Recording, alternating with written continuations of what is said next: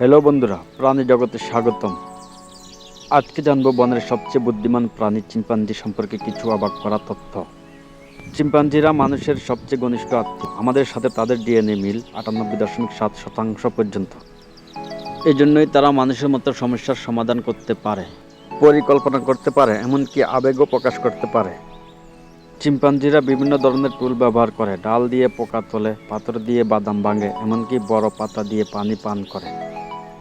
প্রাপ্তবয়স্ক পুরুষ চিম্পাঞ্জির শক্তি মানুষের চেয়ে 4-5 গুণ বেশি। বিপদে পড়লে এরা অবিশ্বাস্য গতিতে গাছে উঠতে পারে। এরা খুব সামাজিক প্রাণী। 20 থেকে 40 সদস্যের গ্রুপে থাকে এবং দলনেতাকে বলা হয় আলফা মেল।